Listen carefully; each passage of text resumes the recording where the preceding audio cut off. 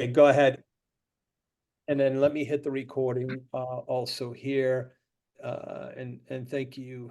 Okay, here we go. We're live. So Ibrahim, thank you for the last minute acceptance to, by the way, guys, Ibrahim, I sent him a message yesterday, probably around 1 o'clock, and he said anything for you. Thank you.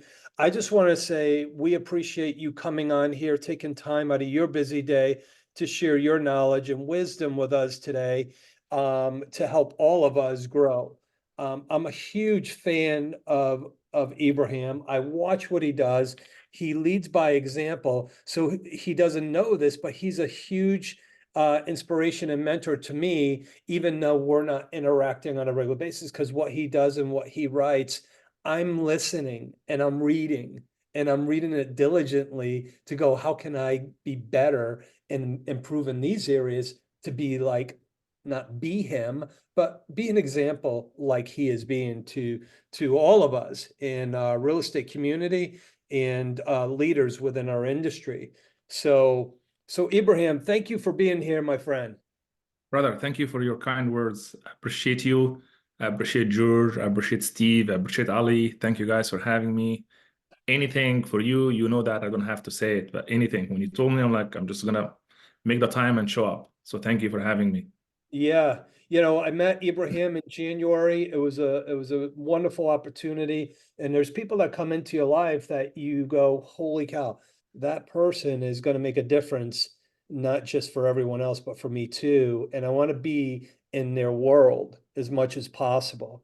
And I think with social media and technology, it makes it so much easier for us to have engagement with great people like yourself. I appreciate you, brother. Thank you for that. So this is thank you for bringing joining in. I wanted to kind of go through some stuff. I told everyone earlier prior to you getting on the call, this is not going to be a call on how to do a script of for sale by owner. This is not going to be a script on how to get meet a buyer or a seller. We want to think bigger. We want our people to think bigger. And I noticed that you're always consistently writing about we're in the human resource business. Tell me a little bit about your perspective on the human resource business and why that makes so much sense to you, your team, and it makes a lot of sense to me too. Um, we can tackle that from two angles. If the audience are the majority of us are like professional real estate salespeople, we sell real estate. If any of the audience have a small team, bigger team, mid-sized team, it would relate to both sides. The idea of human resources business came to me about 3 years ago when we start hitting ceiling, and that ceiling was about 150 million of sales volume annually every year. And I'm like, man, we cannot just break this. We cannot just break this. So I'm like, we're doing everything right, but like there is something like tiny, tiny hinge. Tiny hinge will swing big doors. What is that one tiny hinge? Uh, so a mentor of mine, and he goes like, you know what? Um, what business are you in? What business are you in? There was a study in 1961 done on Harvard, and the railway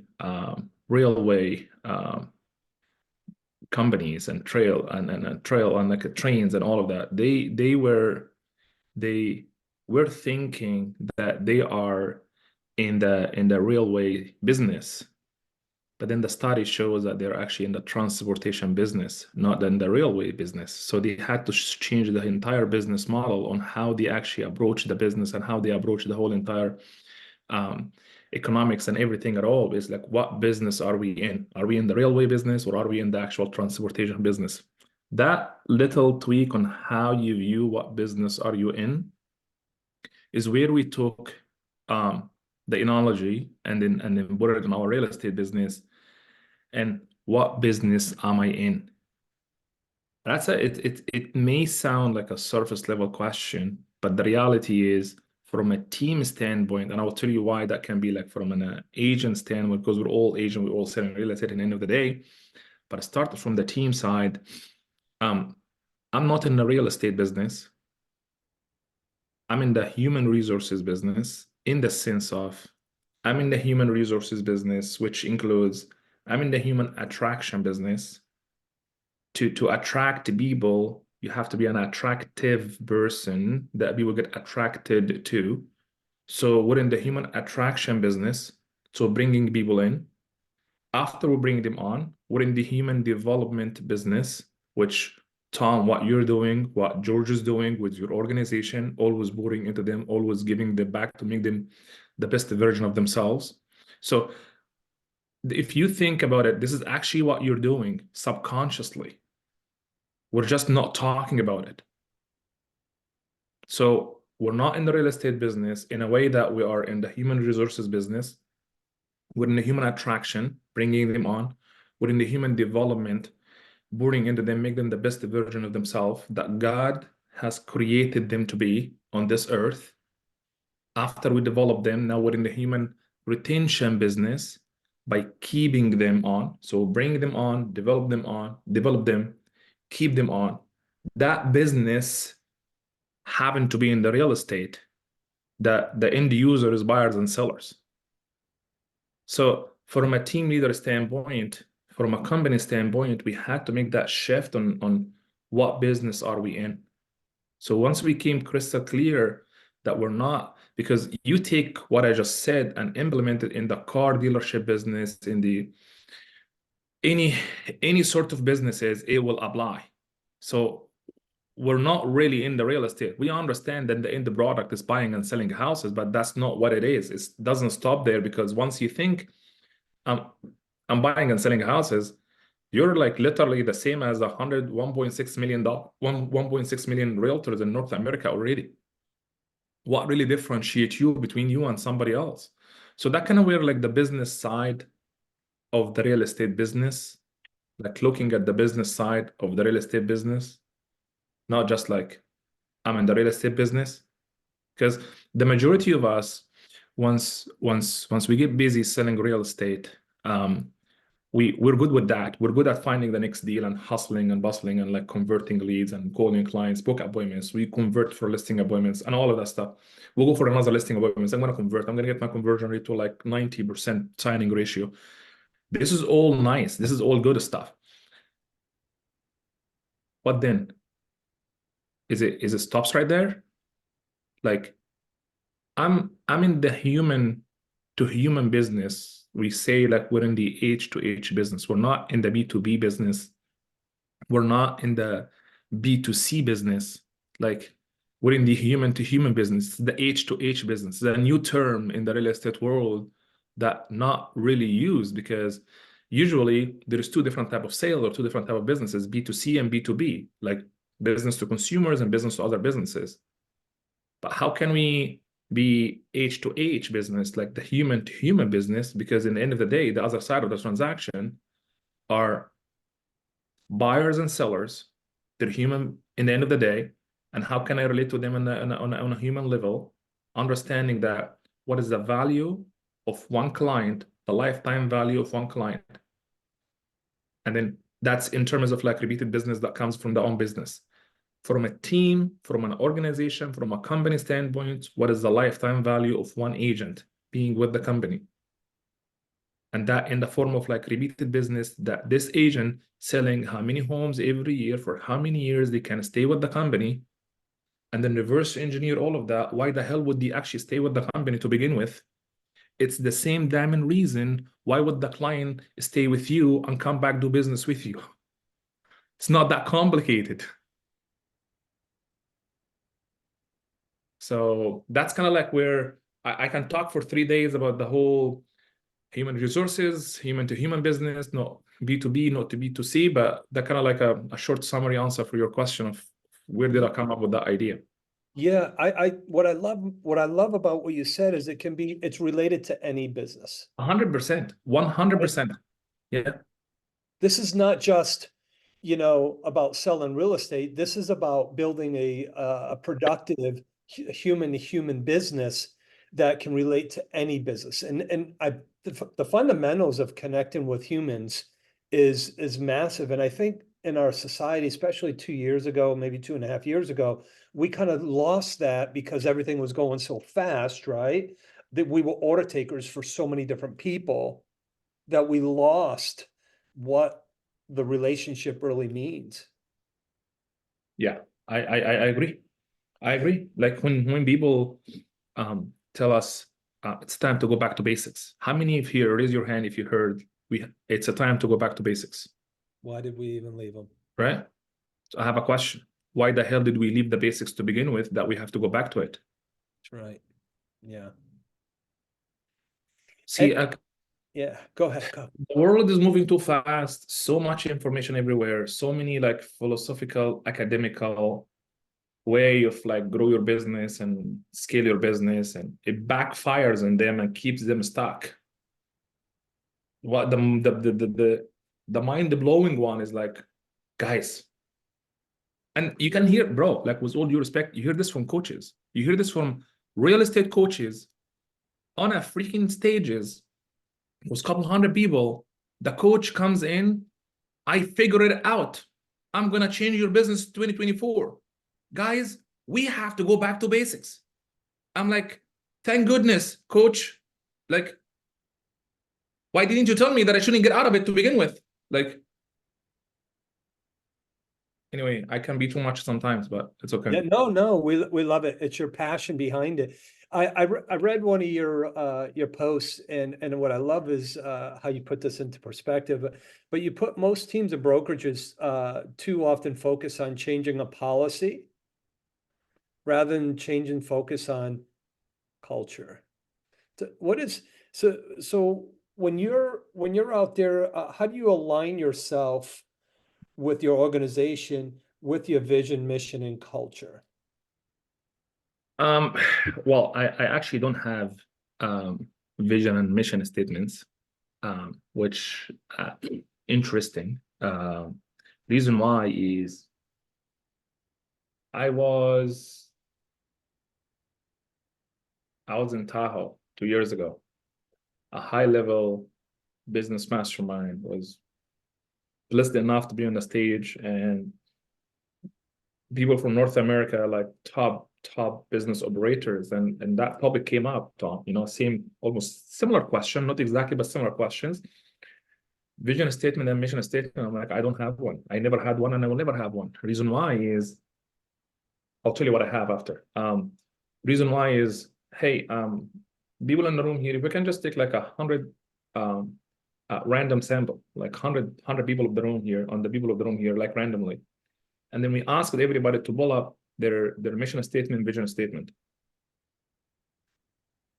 What do you guys think we're going to find out? This is not a Mickey Mouse room. This is like a room of like a top performers, okay? Very few had them.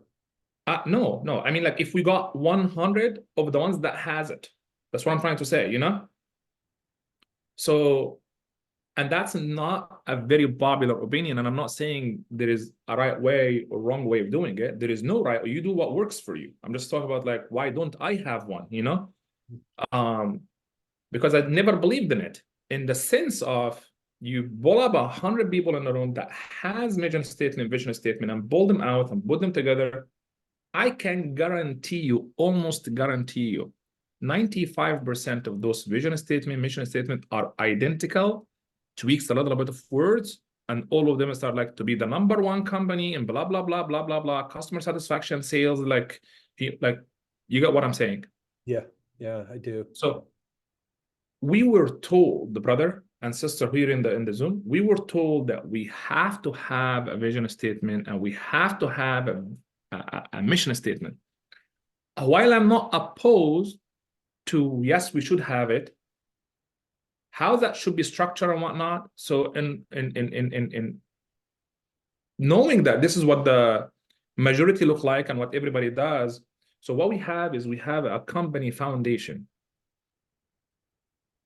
Not mission statement, not vision statement. It's a company foundation, and everybody comes in being business with us. The very first thing they read is the company foundation. It's very simple. We're building a house. What is the very first thing we have to do? Build a foundation. We're about to get in business together. What is the first thing we have to do? What is the foundation that we build everything on it? So that business, sorry? Was that you, Stevie? He's muted. Okay. So the company foundation that I have is basically reads as follows. It is inspired by faith. There's a big difference between faith and religion, okay? I'm very well aware of that. So I don't talk about religions, I talk about faith, you know? It's inspired by faith, which is the company foundation, how we built our businesses, the degree to which a person is blessed, helped, and aided by God is according to the degree of his or her intentions, aims, and drives. The blessings comes the same way, and the opposite is also true. Now, this is how we conduct our business. This is how we do things. Understand, I can repeat it one more time. Understand that this is how we want to measure everything we do in our business relationship, was how we deal with clientele, how we deal with between us as a business partner, how we deal with us and our staff. Everything aligns and ties to this. If you're not following this, we have a big misalignment here, and probably we're gonna have to get out of business together. The degree to which a person is helped, blessed, and aided by God, which it translates in nowadays world to be the top producing agent, to make a shit ton of money, to be like the #1 team in the world. That's basically what it means. It translates to that. You following what I'm saying? Okay. Yeah. The degree to that is according to the degree of your intentions, aims, and drives. Be very careful how you say what you say, what your intentions are, what your motive behind what you're doing. In other ways, like, you're gonna be a good human being, and if you're a good human being, you're gonna become a better human being, and that's how the business actually scales. So this is not in any business book or in any business Harvard studies that this is kind of like an old school way of doing business. And guess what? It's working perfectly fine. Yeah, I was going to say, whatever you're doing is working amazing, because your retention is 97.8%. I mean, how does, if it didn't work, people would leave you, but people stay. And actually, you're at a point where you don't even have to go find people. People are coming to you. They want to be in your world. They want to be around you. It's a blessing. It is. A blessing. And that wasn't luck or by accident. No, it's a lot of, there is a lot of, see, here is weird, brother. Like, every business decision you make as a top performers, newer agent that's got in the business, a team leader that's just starting a team or a bigger team, doesn't matter what stage you are in life, every decision you make, there's two parts of that decision. There is like the science part, which is what the philosophical academical way of like coaching and teaching and mentoring, like, here's what to do to you, what to tell you to do, the science part of the decision. And then it is the art part of the decision. That art part, it's a very hard to be taught in a coaching. You're gonna have to learn it on the street. You're gonna have to learn it by errors and trials and going through it multiple times. And being around people who has done big things before, so you can learn from them what to do, which how you pick up on the art. It's not, there is no playbook, there is no book you can read it says how can you increase your art creativity in the business decisions. There is no book for that. It's a mentorship. It's hanging out with the right people that has done what you're trying to do. Like hanging out in a Zoom like that with you, Steve, and Ali, and Tom, and George. Like, you guys, you expose the rest of your people to ideas that they're not gonna have if they buy every single business book on the shelf. That's what I'm trying to say. Gotcha. Who do you look up to for inspiration and mentorship? My father, #1. And in the business world, I have one of my university professors. I had I come from a law background, so I'm technically a lawyer before real estate. So he taught me one thing I can share here with you as well. To build the biggest law firm in any city was a lineup of a badass lawyers that will never leave the firm. You're gonna have to ensure they have been given the emotional equity in the brand, in the company. So that emotional equity, you look at it as the heart and the brain for the people. Once you establish it, it's basically what everybody's looking for, but yet everybody's shooting past the target, you know, which translates into AKA retention. People stay and never leave, because imagine how amazing your life is going to be if people that work with you don't leave you. Just imagine how good that would be. Imagine if every client that you buy and sell a house for, they will always come back to you as a past client. NAR made a statistics. Average North American individual makes 7 moves in their lifetimes, like 7 transactions, like they buy and sell their own houses on average 7 times in their lifetimes. Okay. They use the same agent maximum 2 out of the 7. Bro, sit on it. If I can have my client to use me for every transaction for the rest of their life, what would my business look like? If I can have my team member, my staff, work with me for all the career. Now we understand that life happens, right? People come in your life for a reason or a season or a lifetime. So reason, season, lifetime. Your job as a pro real estate professional, okay, to move the people as much as you can towards the third option, which is as much as you can, you move them from a reason to the season, and you move them from a season to the lifetime as much as you can, knowing that life will happen, you know, like you're gonna get married, you're gonna relocate, you know, God will bless her with a baby, she's gonna sit at home for maternity leave, so now Asia's not gonna selling real estate. If you have like 5 Asians on a team, 2 of them go pregnant, they have babies, now you have only 3. Life is gonna happen. That's what I'm trying to say. You know, people would relocate, people will be like death, people would retire, whatever that might be. So as you understand that life happens to people, your job, knowing that this is what the case is, I'm gonna control the controllable. I'm gonna control what I have control over it, which is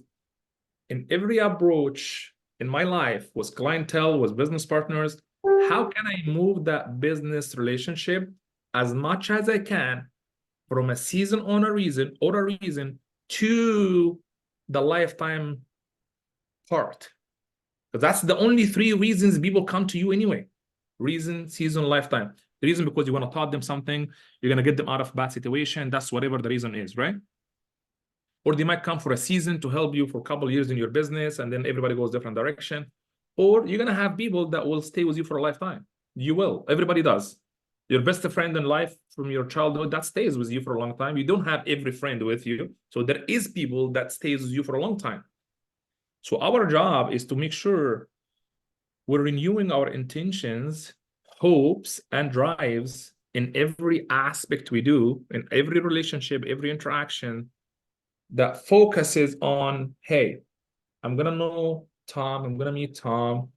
We don't know each other, aka real estate terminology. We're not in each other downline, you know. We don't live in the same province, in US, same state. We don't even live in the same country, you know. But God has blessed us with that technology called Zoom and laptop that I'm seeing in front of me right now. How can I make sure my relationship with Tom gonna be like for a lifetime?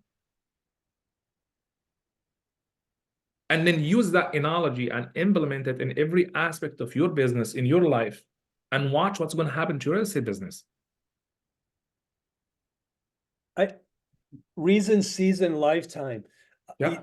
It resonated with me because when I look at my childhood friends, there's 5 of us, and we get together every year. Customers, agents, relationships, business partners. why are we, the reason we get in the business, we develop the seasoned and we create that relationship for a lifetime. Obviously, life has different directions sometimes. Move the people from reason to season to lifetime. And that's in business, that's in personal relationship, and Your sales, your past clients, your everything. it could be our health and wellness. 100%. You know, what's one of the biggest risks that you took that you have no regrets on? What's one of the biggest risks that you took in your real estate career, going from brand new agent like 6 years ago, right? Brand new agent about 7 years ago. Yeah. 7 years ago, coming out of law school, having a law degree, going into real estate. What's one of the biggest risks that you've taken and have zero regrets on? That's See, been, okay, yeah, I have a couple. I have a few. See, risk is not a risk if it's well calculated. It becomes a calculated decision. That being said, I have made some scary calculated decisions that I'm proud that I did. One of which comes in, like, there's quite a few, but one of which is, now that I'm talking to you, is the same time that we actually first met. And George, we were in the beginning of this year, Fort Lauderdale, on a sales mastery for bell pipes. Yo, bro, this is how we met, me and you and George. yeah, Exactly. Yeah, on Sunday, January 8th. Okay. This is how we kind of like first met. And then basically, long story short, we talk about 25, 26 people on the team. So we live in Canada, a little bit out of Toronto. Okay. So to go to Fort Lauderdale and then fly in 26 team members, kind of put things in perspective for you guys here in the room, Zoom. There is quite a bit of involvement, lots of a logistic nightmare behind the scene. Okay. Like the passports and the flights and the hotels and the foods and like the tickets for the events. Like imagine, like it's a freaking, like, it's a big deal. So we took 26 people on the team to fly to that sales training for 3 days. It was Monday, Tuesday, Wednesday, January 9, 10, 11. Okay. Long story short, we're taking the people over there. In Canada in January, it sucks. Like lots of snow. It's not fun. It's very cold. So I'm like, you know what, guys? We're gonna be extra nice. We're gonna go 2 days early. We're gonna spend the weekend there, Saturday, Sunday, and then like go to the beach, have fun, enjoy the sun and palm trees, and then 3 days sales training. Come back, crush 2024. Cool. Let's do it. Everybody excited. So Saturday night, first day when we landed, some people they chose to make a poor decisions, and they went ahead and they went to I don't know what it is, like a club or something, or like nightclub, like party, and then drink, and they crossed all the lines that you can possibly think of. So, and I didn't know until Monday night, and I look back, I'm like, okay, so that happened 2 days ago, and I didn't know until now. So, long story short, we actually fired 14 agents in the span of 1 week. To fire 14 agents in the span of 1 week, that is equal to 125 million of real estate sales volume per year. So I had to make that decision, to a calculated decision to me, because here's the thing: 99.9% of the human population, they will look at it as that's a big risk, because that's literally the business can, like, you might get out of business immediately because like that will demolish everything. 14 people, they have mouths, they will talk of why they left, you know, and then the stories are not gonna change like 700 times before. Like basically, it's gonna be a complete chaos. So we had a choice: either make that decision, stick to the principles, stick to the values, or sweep it under the rug. Second option was not an option, so we made the first decision, knowing that it's going to take us quite some time to replace the volume and the sales, because also from a business standpoint, there is quite a bit of expenses, and we have to keep the doors open, right? So we're going to have to replace that. So that will not ease 125 million we have to replace. We made the decision and we replaced it now. So we're good. Took And us 11 months, but we did. so the risk at the moment was this could be scary moving forward because this potential income loss, how do we replace it quickly? But as you progress through the year and now you look back, it's probably the best thing that ever happened for the business. We're very because- grateful that actually this took place. Yeah. Very, very grateful. Yeah, very grateful. Looking back, we're good. We replaced it now. It was a hell of a roller coaster, but like boom, now we're gonna have to go up again. So Yeah. it's a And test. It's a test. yeah, I can see that.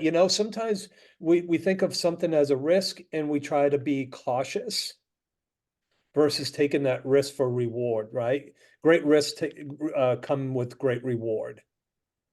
Great risk come. Yeah. Um, Yeah. so Thank you, Julie. Appreciate your kind words. We actually had to make a public announcement for that to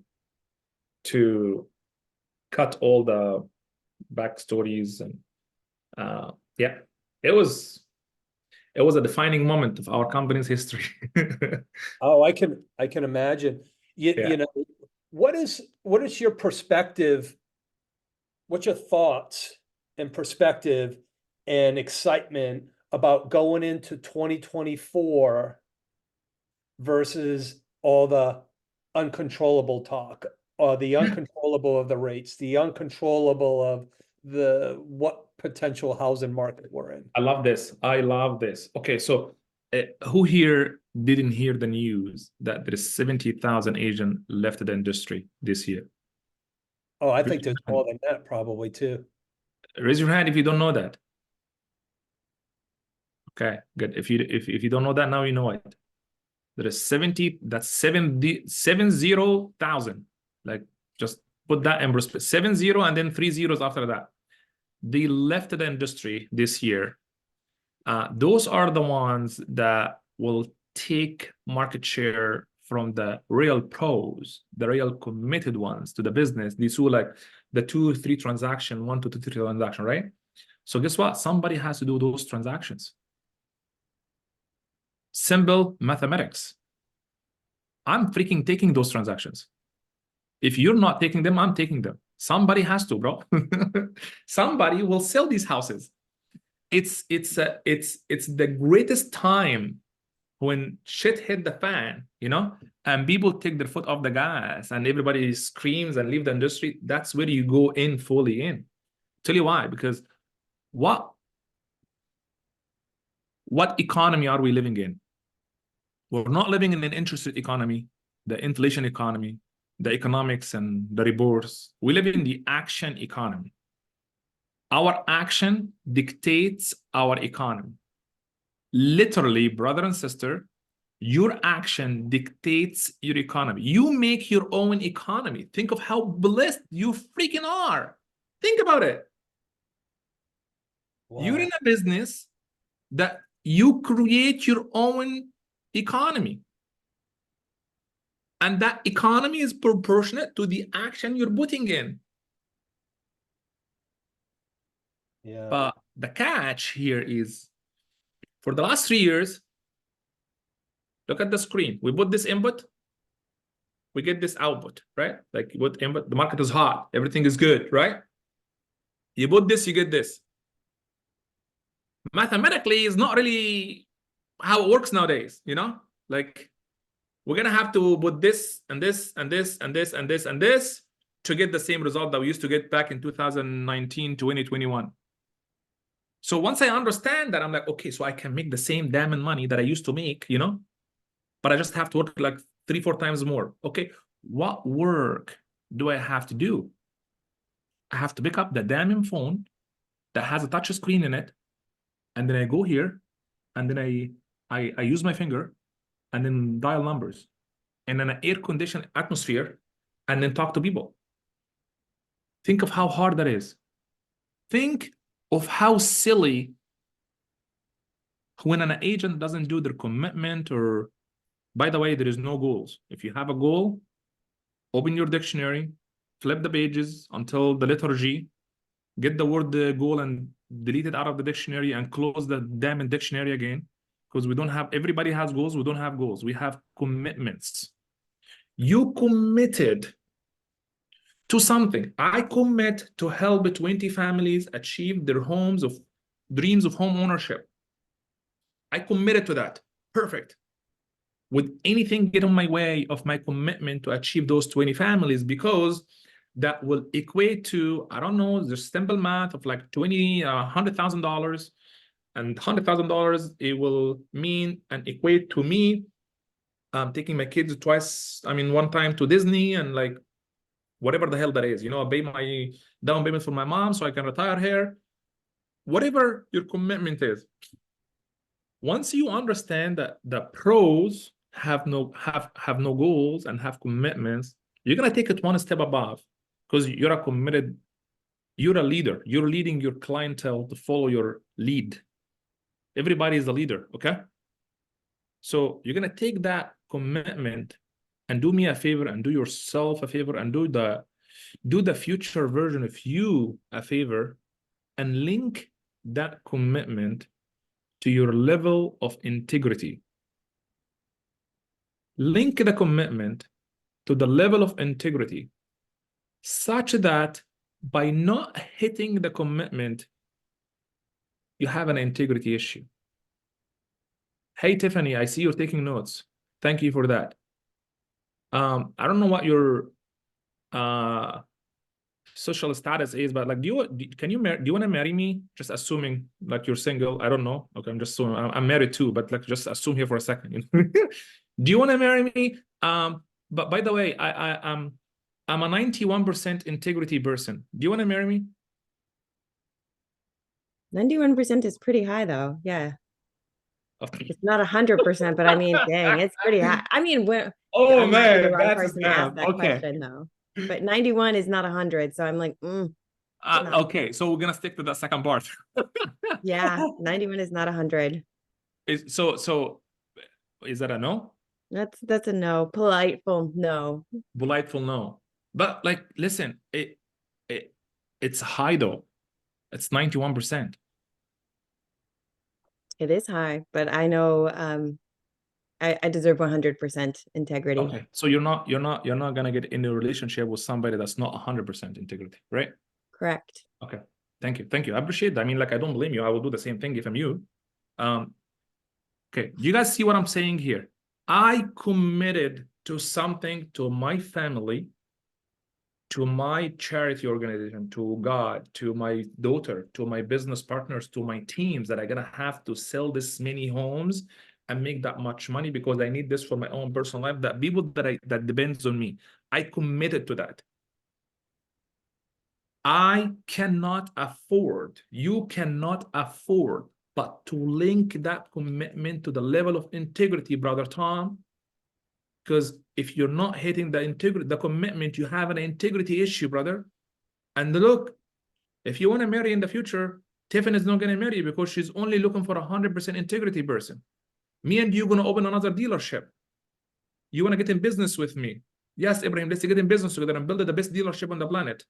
Perfect. Well, you're not going to get in business with me if I'm not 100% integrity person. Let's just be real.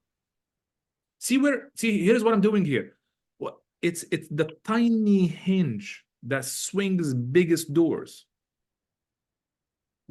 Our journey of becoming the elite, best version of ourselves, that, by the way, God created us to begin with and put us on this earth for, to be that person, I have to think that way. If I'm gonna do that, I'm gonna do the 100%. Like, I'm not gonna get anything get in the way. But the majority of us who are not hitting the commitment to 100% is because they don't understand, or they're not aware, or they didn't think of the concept of like, I'm gonna link it to my integrity. Because I promise you, once you do that, you're gonna have a hard time not hitting it.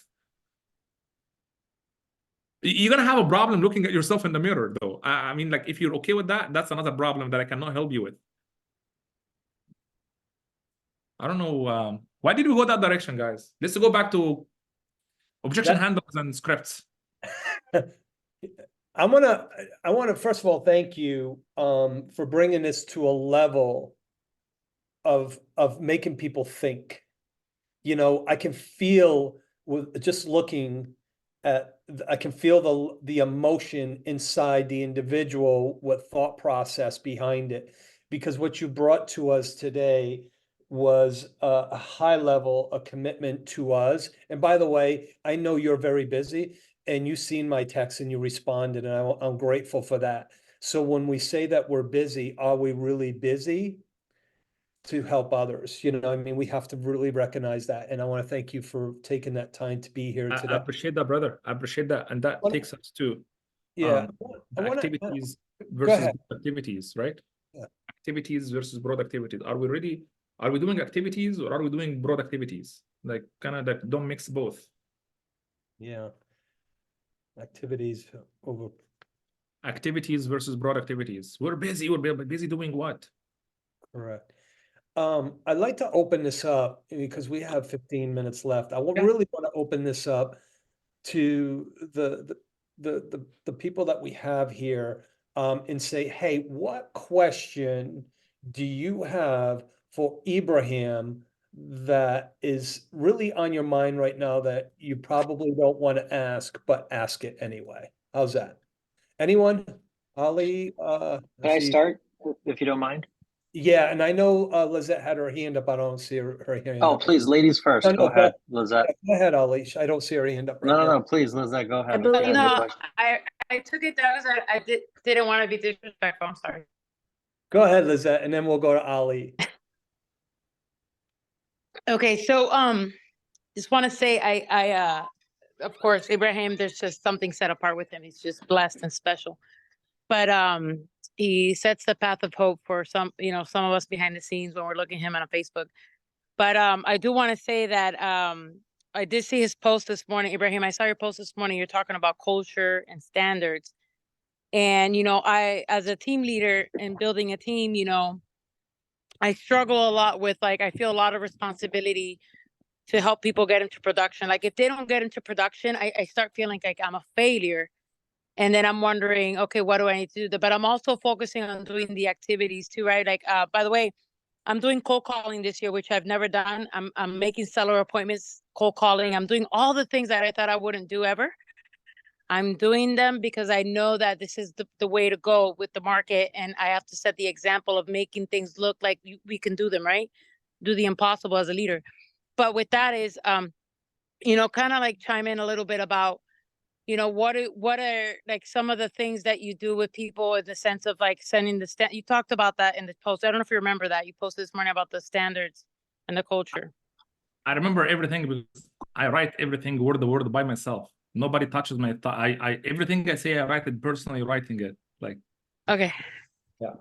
I don't have VAs, I don't have a content writer, copy courier. I do everything myself. So, So yeah, so I think did I hear the question right? What do you do for those who are not producing? I guess when do you give it up? Like you said, I'm all in. Like, I come from a background and I struggle with this. I used to work in a church. So working for the church was like, right, you open the door like Jesus, you take everybody where they're at and you just go all in to help them no matter where they're at.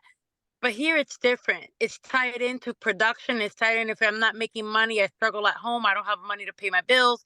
My husband Yeah. is on me.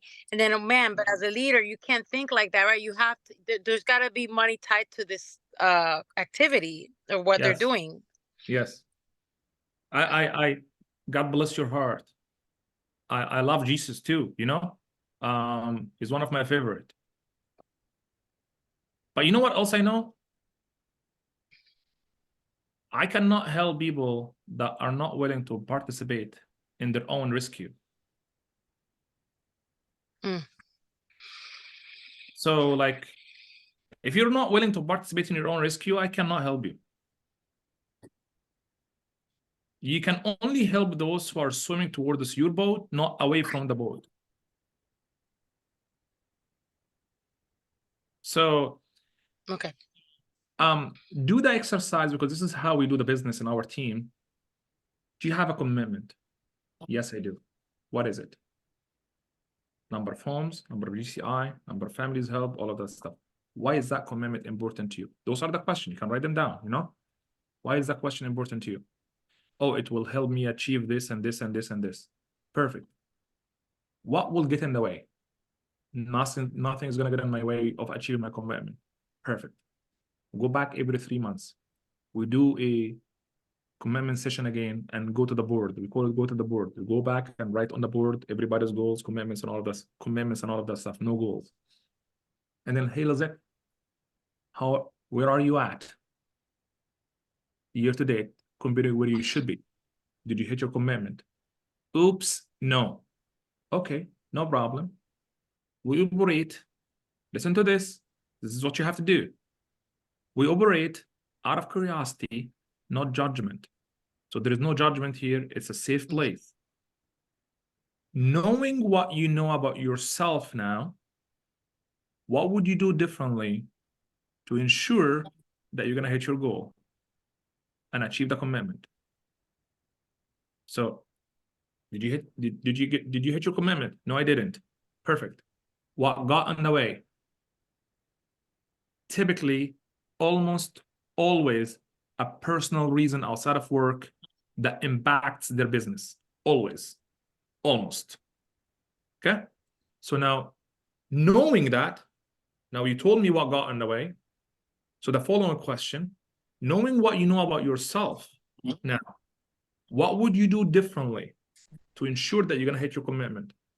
Oh, I'm going to do this and this and this and this. Okay. Would anything get in the way? No. Perfect. We'll see you next quarter. Next quarter comes up. Hey, Lizette, where are you at? Year to date, compared to where you should be. Oops, I didn't hit my commitment. No problem, Lizette. Absolutely. Well, just to remind you that we operate out of curiosity, not judgment.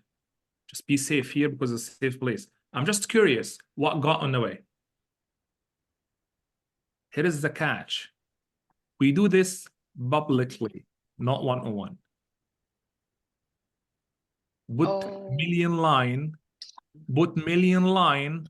under publicly, in groups, in front of the whole team.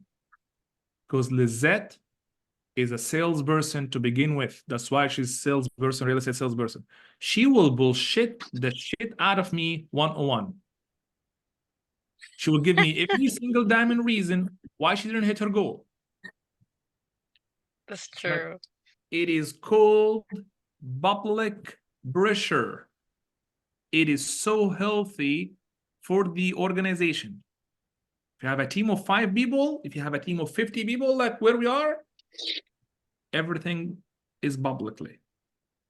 Why do we have to hide? Why do we have to have one-on-one? Unless it's a personal situation that requires one-on-one, because that's a personal. I'm not a, but this conversation is not personal, baby. This is freaking business conversation based on a team performance.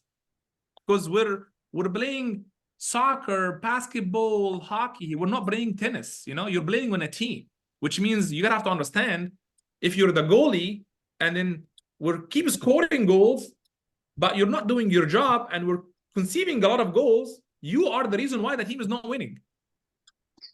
Do you understand how scary that is? You have to, with all due respect, pick up that freaking shovel and start digging with us. Don't just watch us working. They have to be okay with that. And if you're not okay with that, you know what? Lizette, let me just remind you why you joined the team. Do you know what leadership is?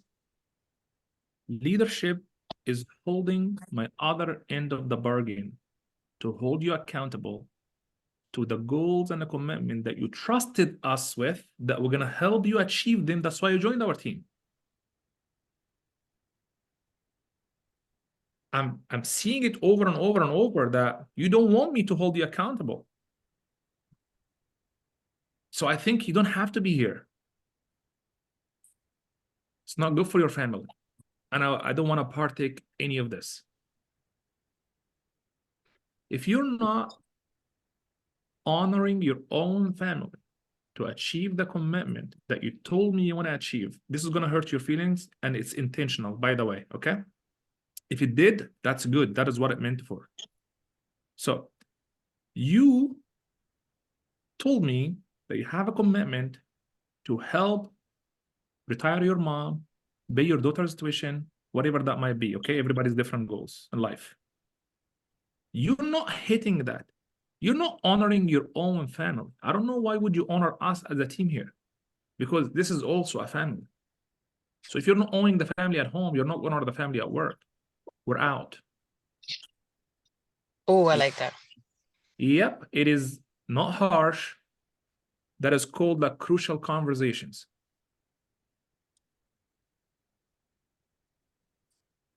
Oh, I was like, oh, Yeah, look. Jesus is great. One of the greatest. But sometimes I'm gonna have to save everybody else that needs to be saved and participates in our save. I'm not gonna chase you. mm-mm. And guess what? There's a lot of people in the world that don't believe in Jesus to begin with. You know, that's okay too. You're not better than Yeah. Jesus. There will be people who don't believe in what you're telling them to do anyway. Guys, once you understand that, life gets easy. Mm-hmm. Mm-hmm. Love What it. else? Great perspective. Thank you. Ali. Hey, Brian, thank you, brother. Just had a quick question about, you'd mentioned in the past about knowing the love language of the people that are business partners with you. Yes. How, from somebody like my perspective, which I'm a little bit more high D, how do you have that conversation? How do you find that out, what their love language is? And has there been a situation where you have not had people join your team? I know John Cheplack talks a lot about you can't tell who's going to be a performer and who's not. You just have to create the environment. Has there been a situation where you said, no, this person is not going to join your team? You know, whether it's a culture fit or integrity or anything like that. If you could share with that, that'd be great. A lot. Yeah, Thank a you. lot. Like probably like 1 or 2 out of 10 that we say yes, come through the doors, and 8 we say sorry, we can't do it. But the love language is a completely different from that. The love language is after they actually join the team. Now that you're part of the company, we would love to know what your love language is for yourself, for your spouse, business, like your partner. So when we customize the appreciation gift that we're going to give you, it actually speaks to your love language, because that you will never find in any other organization. So now it takes me back to the point when you started by saying, I'm a high D. You see, brother, you know how much I love you, Ali, okay? Like we are programmed to do business certain ways, like, you know, like desk. By the way, I don't do any desk profile, even though I'm really good at it. I don't go by it because I just don't go by it, you know? Like they are telling us like, do you think I'm a high D or no? You? Yeah. I don't think so. Yeah. Okay. I'm D off the chart, okay? But what does that D means? Oh, psychologically, philosophically, will tell you that person has no patience, get straight to the point, cut through the shit, get to the point. I understand. Me too. But you know what's more important? If you want to be a badass leader and lead with a company and break record breaking like sales, you're gonna have to lead by your heart, not by your brain. Period. You're gonna have to lead by your heart. And that's a whole that we can have another 1 hour on, like how your heart sends a lot of more signals, 40-to-1 ratio, than what your brain sends to your heart. It's a whole different conversation, but like you're gonna have to lead by your heart. So the whole idea of like, I'm a high D, well, because you're a high D, that means you're like off the chart business focused person. Well, that being business focused actually forces you that you're gonna have to care about the softness part of how you deal with the human to human business. They're not contradicting, they complement one another. If any, it shows how important that you have to take it very seriously, because you're a high D. Does that make any sense, brother? Yes. So yes, to answer your question, yeah, if so we have about